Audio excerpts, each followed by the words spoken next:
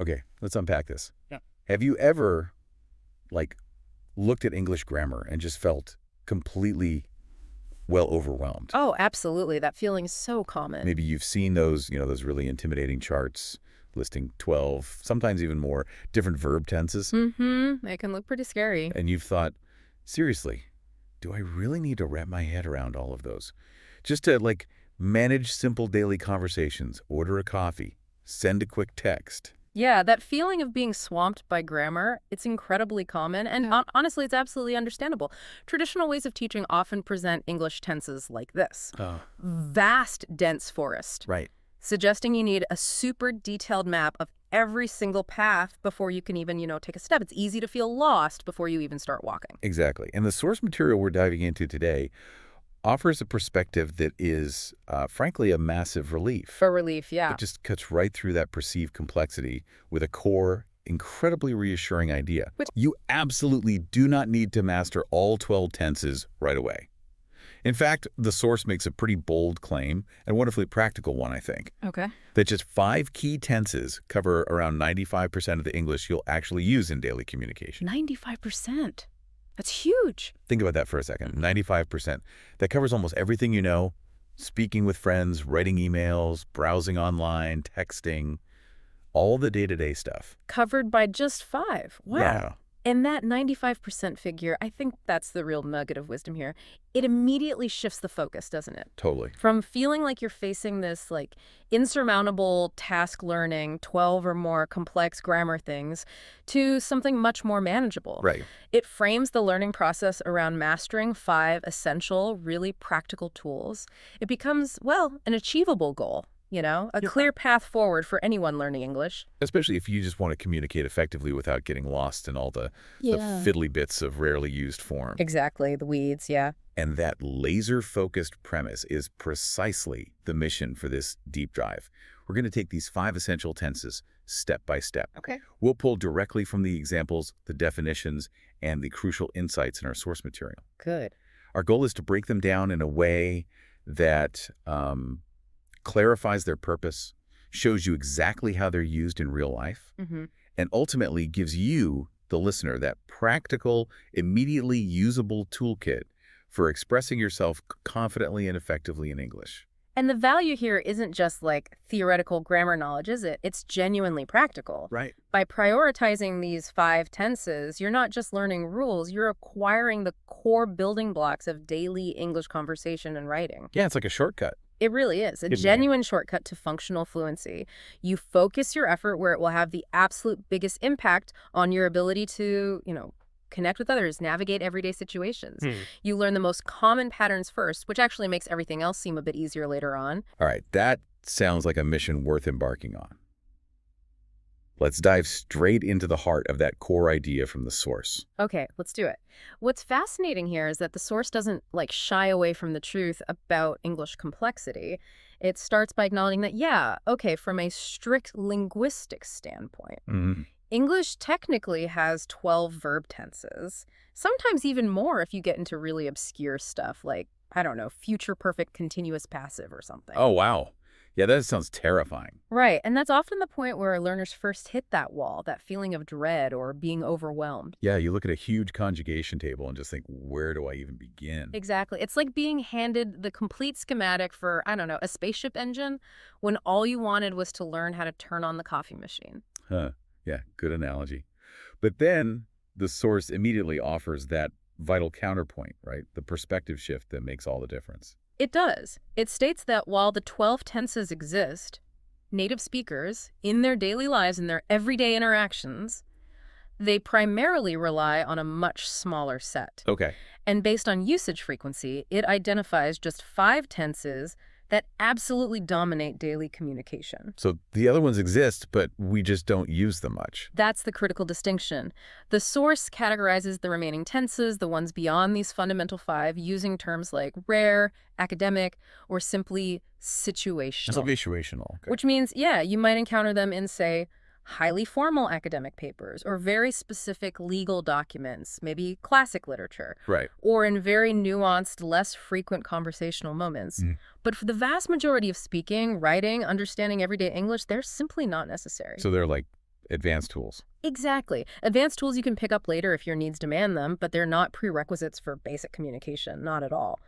So the source is essentially saying, look, well, it's good to be aware that more complex tenses exist. Mhm. Trying to grapple with all of them at the same time when you're still building your foundation, it's just inefficient and probably quite demotivating. Totally demotivating. It's providing a clear, practical roadmap to fluency by focusing your, limited learning energy on the structures you will actually use 95% of the time. Okay, and the source is very specific about which 5 these are, right? Yep, listed clearly. The 5 most used, most essential tenses are: Okay, lay them on us. 1, the present simple; Right. 2, the past simple; Okay, 3, the future simple primarily using will; got it.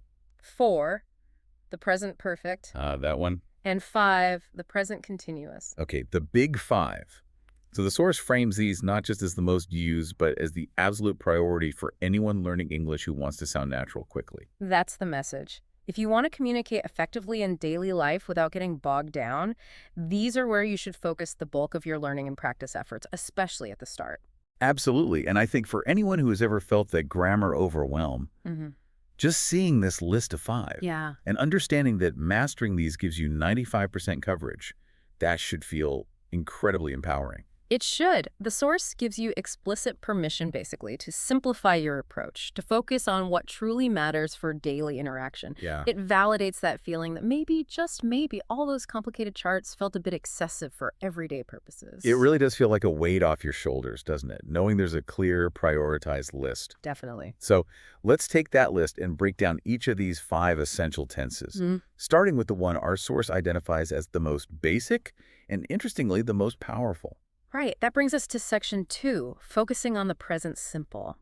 The source describes it as the foundation, the most basic and powerful tense. Foundational and powerful. Okay. And that description is strongly supported by a statistic it provides that is frankly quite stunning. Ooh, okay. We will absolutely get to that statistic because it sounds like it underpins everything about why this tense is so crucial. It really does. But first, let's walk through the core uses for the present simple, as listed in the source. It identifies 4 main categories where we consistently use this tense: What are they? habits and routines, general truths, schedules, and instructions. Got it. Let's unpack each of those, maybe using the source as examples. Perfect. So for habits and routines, things we do regularly, repeatedly. Like daily life stuff. Exactly. The example is, I wake up at 7 a.m. every day. Classic. The quintessential daily routine. The present simple just perfectly captures that recurring action. It's not just happening today, it's a pattern. Simple, clear, describes a regular occurrence. This is how we talk about our daily lives, right? Our weekend activities, our work habits, essential stuff. Totally essential. Next, general truths. These are things that are always or generally true facts about the world. Okay. The source's example. The sun rises in the east. Right. This isn't dependent on a specific moment. It's a universal, unchanging fact of nature. The present simple is the standard way to state truths like that. Precisely. It's the language of facts, of statements that hold true generally. Then we have schedules. Now, this is an interesting one. Yeah, this one catches people out sometimes. Because it often refers to future events, but because those events are fixed parts of a timetable or schedule, we use the present simple. The example given is, the bus leaves at 6. Right. Even if the bus leaves at 6 p.m. tomorrow, because it's on a schedule, we use leaves present simple. This is a really common point of confusion for learners. Yeah, you might feel compelled to use a future form, like will leave. Exactly. But the source highlights that for established timetables, present simple is standard English. That's such a crucial point for learners to grasp. If you're talking about a train, plane, class, or event time that's part of an official schedule, think present simple. Even if the time is in the future. Right. It's just a rule English uses for fixed public timetables. Yeah. Finally, instructions. The source example. You mix the flour and water together. When giving directions, steps in a process, or simple commands. Present simple is common. Yeah, think of recipes, right? Or instruction manuals, or even just telling someone how to do something step by step. First, you open the app, then you tap the icon. All present simple. The source also gives a really helpful tip here. It mentions common adverbs frequently used with the present simple. Yes, the frequency adverbs. These often signal frequency, which ties directly back into that habits, and routines use. Makes sense. Which ones does it list? Always. Usually. Usually, never, and often. These are like the workhorses of describing frequency. Definitely. And the examples provided illustrate this perfectly. He always forgets his keys. Oh, I know people like that. Huh? Yeah. Yeah. And I usually drink tea in the morning. So the adverb just reinforces that this isn't a one-off event, but a regular occurrence, a habit. Exactly. The adverb and the present simple verb work together to paint that picture of regularity. Got it. And now, that impactful statistic you mentioned earlier. Ah, yes, the big one. The source reveals that this single tense, the present simple, accounts for approximately, wait for it, 60% of all English usage in daily communication. Wow. 60%? 60%. That's staggering, isn't it? It really is. More than half of the sentences you'll hear, read, speak, or write in everyday English are likely in the present simple. That statistic alone just screams priority. It absolutely does. It immediately clarifies why the source places it first and calls it foundational and powerful. Yeah. If you can confidently understand and use the present simple for habits, truths, schedules, instructions, you've basically unlocked the ability to communicate the majority of your daily life. Understand facts, follow directions. You've got the biggest piece of the puzzle right there, a huge chunk. It really puts into perspective how much power is packed into this seemingly simple tense. Mastering it doesn't just teach you a grammar rule. No, it's much more than that. It gives you the ability to talk about your entire routine, state basic facts about the world, understand how systems like public transport work.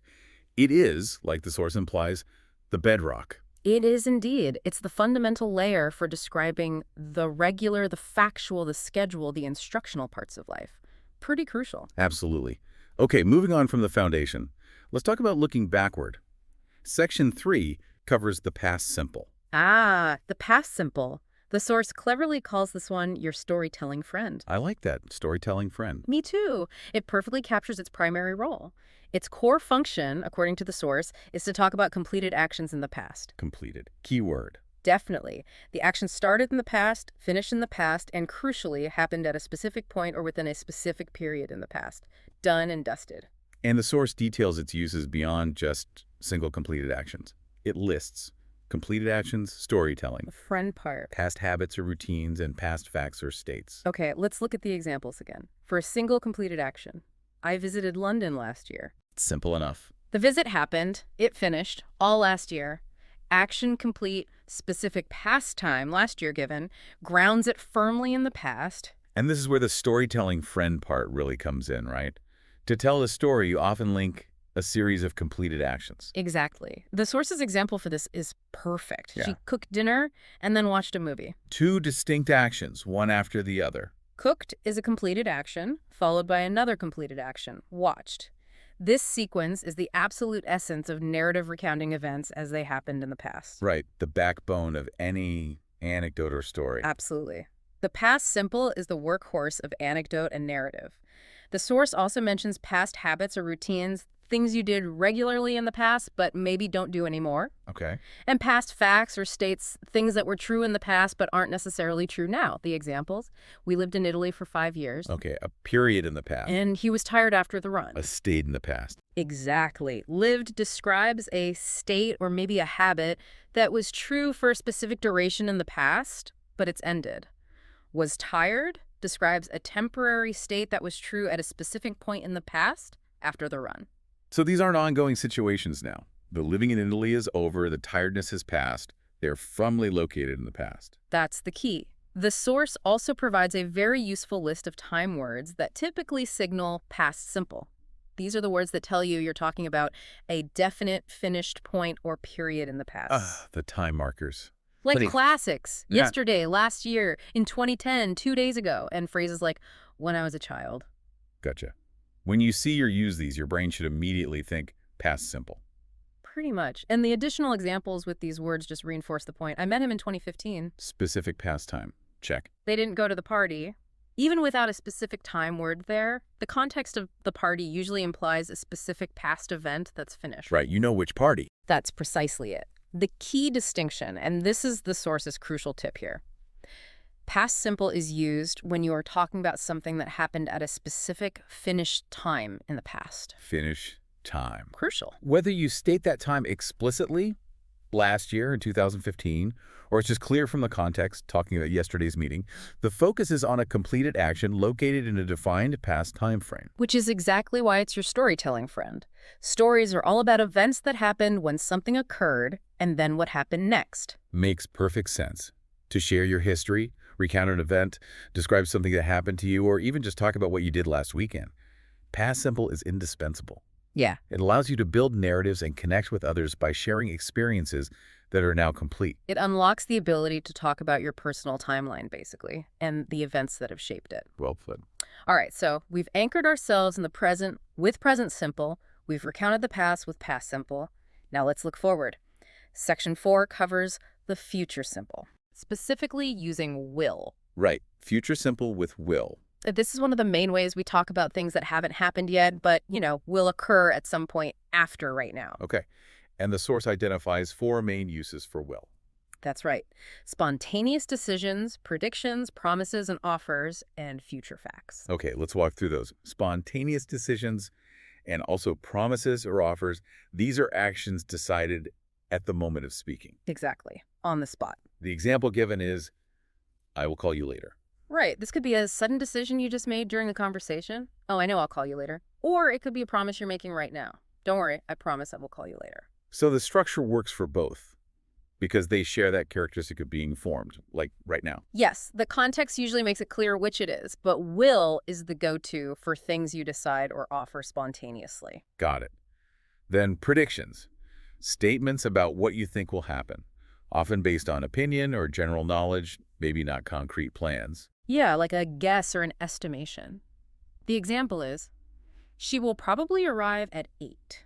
You're predicting her arrival time based on, I don't know, your assumptions or past experience. Exactly. And another clear example of an offer or promise, don't worry, I will help you. Okay, a direct assurance given in the moment. And for future facts, things that are expected to be true in the future, like scheduled events or inevitable occurrences, even if not part of a fixed public timetable like we discussed with present simple. Okay. The example is, it will be sunny tomorrow. This is a statement about a future condition, maybe based on a forecast, presented as a likely future fact. Right. So these uses highlight will as the tense for immediate reactions, personal opinions about the future, and stating what we believe will simply be true later on. Precisely. Now, the source brings up a point that is famously confusing for English learners. Oh, here it comes. And that's the distinction between using will and using going to talk about the future. Yes, the classic will versus going to battle. They both describe future events, so how do you choose? It's a nightmare for many learners. But the source addresses this directly and provides a very clear rule of thumb. Okay, I'm ready. What's the rule? It's based on when the decision was made. When. Okay. Exactly. It states that you should use will for sudden ideas or decisions made at the moment of speaking. The decision is fresh, it just pops into your head right now. Spontaneous. Right. In contrast, you should use going to for planned actions that were decided before the moment of speaking. The plan already exists when you start talking about it. Okay, that distinction feels critical. It's not just about the future action itself, but about the timing of the decision to do that action. That's the heart of it. The source provides contrasting examples that make this difference really tangible. Examples always help. First, I'm going to study medicine next year. Okay, sounds like a plan. Definitely present it as a decided plan. It's a big life choice, right? Something you've likely thought about, applied for, committed to. It's not a decision made on the spot. Therefore, going to is used. Makes sense. Compare that to... Another example. I think I'll stay home tonight. That sounds much more like, what should I do? Okay, I'll stay home. Exactly. It sounds much more like a decision being made right now. Maybe as a response to someone asking what you're doing, or just a sudden feeling, I think I will, implies the thought process and decision are happening as you speak. It feels spontaneous. That's the core difference the source emphasizes then. Will for on-the-spot decisions and reactions. Like, the phone's ringing, I'll get it. Right. And going to for pre-planned actions. Like, I'm going to visit my parents next weekend. We booked the train already. Okay. Understanding this distinction helps you use the correct future form to accurately reflect the state of your plan or decision. Adds clarity. A lot of clarity, yeah. It's a subtle but powerful way to signal spontaneity versus prior planning. And mastering that distinction definitely makes your future talk sound much more natural. Definitely. Okay, 3 down. Two more essential tenses to unpack. All right. Next up is one that, well, it can feel a bit challenging for learners sometimes. I think I know which one you mean. Because its structure and function don't always have a direct one-to-one translation in other languages. Yeah. Section 5, the present perfect. Yes, the present perfect. And the source provides a beautiful, concise phrase that really captures its essence. What's the phrase? It started in the past, but it matters now. Ooh, I like that. Started in the past, but matters now. That's the golden rule for this tense. The action itself happened sometime before this moment, but its result, its consequence, or just its relevance continues into or is felt in the present. That connection to the present is the absolute key there. It is. The source lists 4 main ways this connection manifests, 4 main uses for the present perfect. Good job. Experiences, recent actions, unfinished actions, and life achievements. Okay, let's look at the examples. For experiences, things that happened at some unspecified time before now, but are part of your cumulative life experience. Right. The example, I have visited Japan 3 times. So you're not saying when you went, just that the experience of visiting Japan is part of your life story up to this point. Exactly. The past action, visiting, has present relevance. It's an experience you possess now. Okay. What about recent actions? Often emphasizes that the action just finished and its result is immediate. Example, she has just left the office. Okay, the action of leaving happened very, very recently, and the present relevance is clear. She is not in the office now. Right.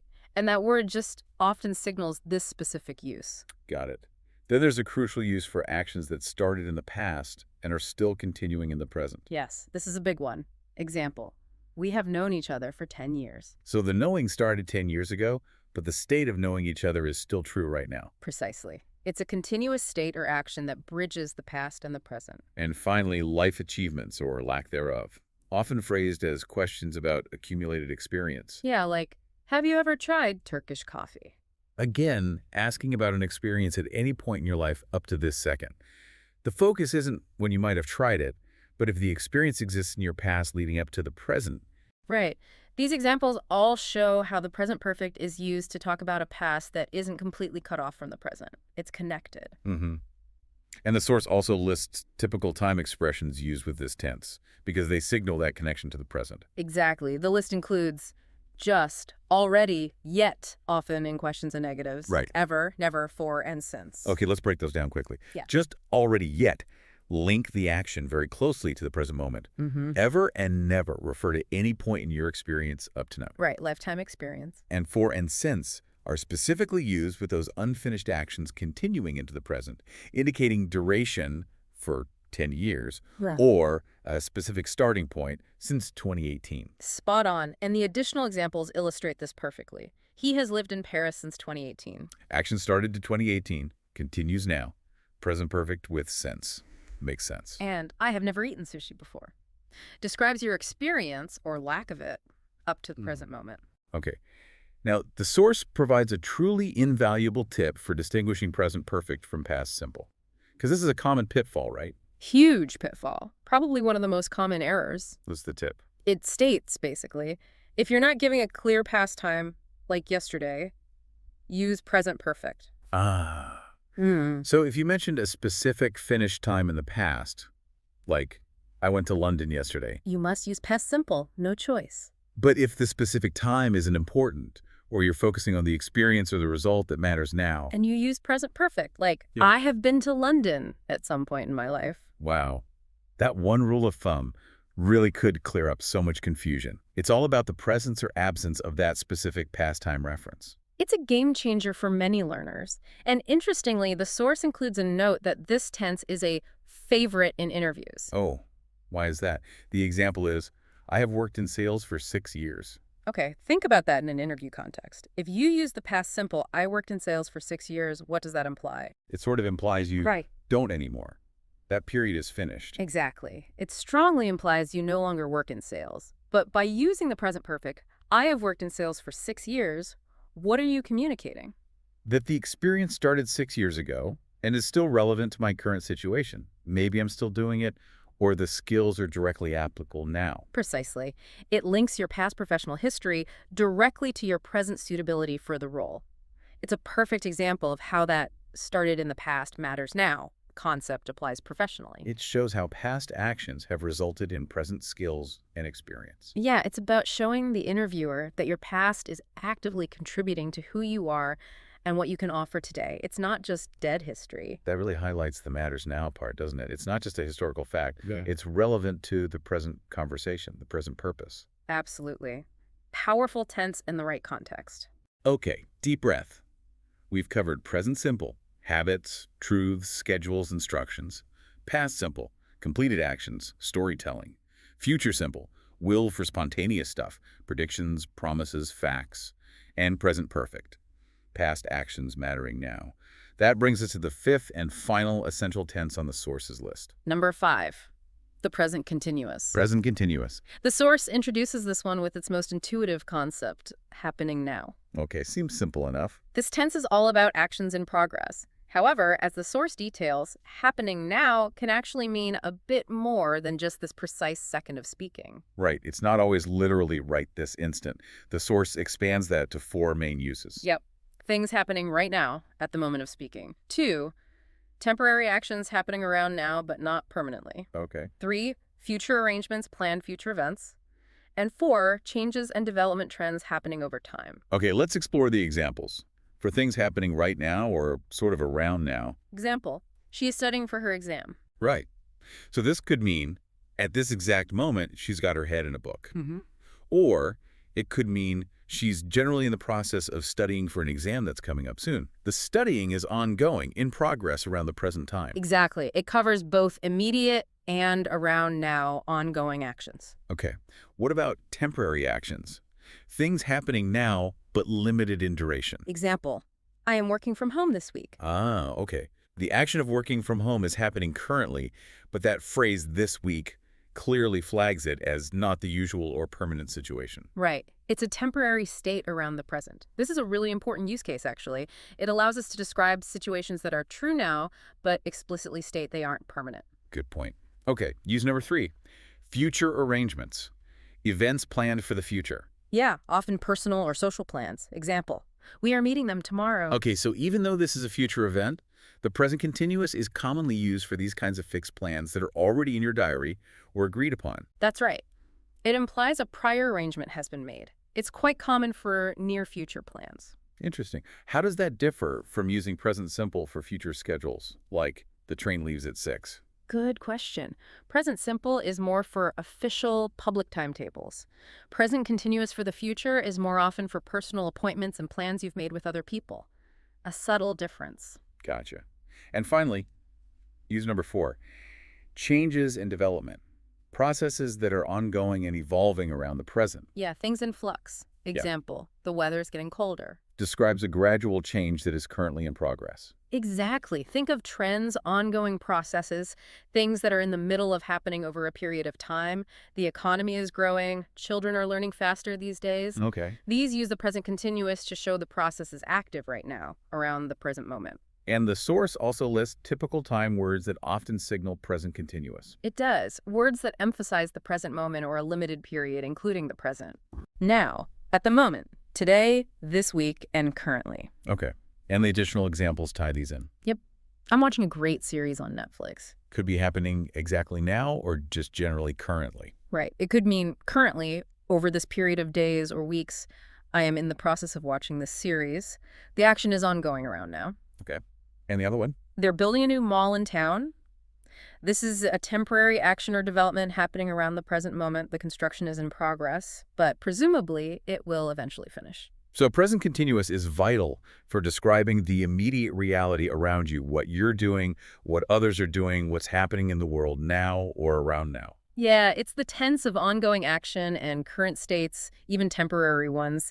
It captures the dynamic, unfolding nature of the present and also those near-future arrangements. Wow. Okay. So we have systematically walked through the 5 essential English tenses identified by the source. Present simple, past simple, future simple with will, present perfect, and present continuous. We've explored their core functions, their specific uses, dug into the examples, the crucial distinctions, all guided by the source material. And hopefully, by breaking them down this way, focusing on their practical uses and the why behind them, they feel much less like, abstract grammar rules. Yeah, much more like actual tools. Exactly. Practical tools you can pick up and use immediately. Which brings us nicely to Section 7, the source's final thoughts. Mm. It circles back beautifully to that initial feeling we talked about, being overwhelmed. Mm-hmm. The source's concluding message is really clear and I think quite encouraging. It says, basically, forget the idea that you need to master all the tenses today. That's just stressful. And that is the absolute core takeaway, isn't it? The source isn't dismissing the existence or the eventual usefulness of the other 7+ tenses, not at all. Yeah. It's providing strategic advice for learners. Prioritize for efficiency and effectiveness. Trying to absorb everything at once is just, well, it's counterproductive. It powerfully reiterates that these 5 tenses we've just discussed, these are your essential English toolkit. Your toolkit, I like that. They are the heavy lifters, the most versatile, the structures you will rely on for the vast, vast majority of your daily communication needs. They give you that 95% coverage we mentioned. And the advice that follows is just simple and actionable, cutting through any remaining complexity. What's the advice? Learn them, practice them, use them in real conversations. Simple as that. That's the path forward. It's not about achieving perfect grammatical knowledge in theory.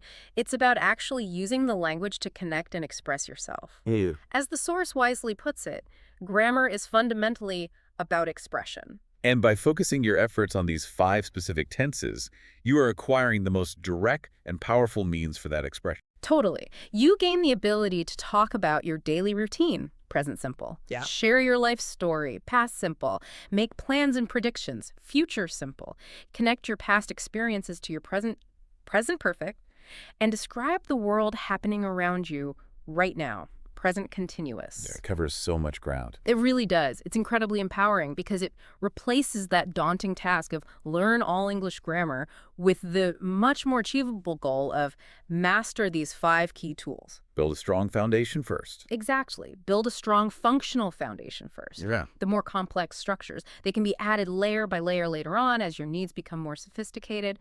But you absolutely don't need them to start communicating effectively. It completely reframes the learning process, doesn't it? Instead of feeling inadequate because you don't know all 12, you can feel confident knowing you're focusing on the 5 that will genuinely enable you to handle almost any daily situation.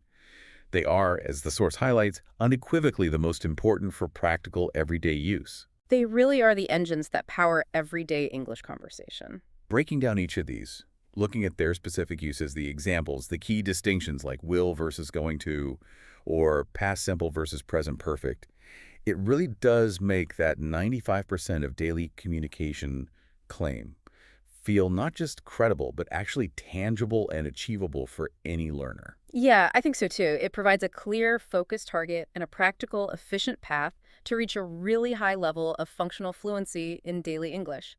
Much less scary. Much less scary indeed. So as we bring this deep dive to a close, let's just reiterate that core message from the source material one last time. Please do. Release the stress of needing to master all 12 tenses immediately. It's okay. Instead, focus your energy, your learning, your practice on these 5 essential tenses.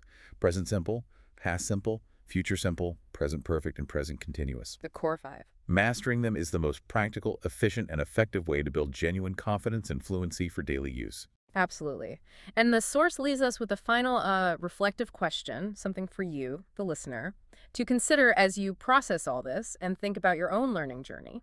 Okay, what's the question? It asks directly, which tense do you struggle with the most? That's a good question to ask yourself. It is.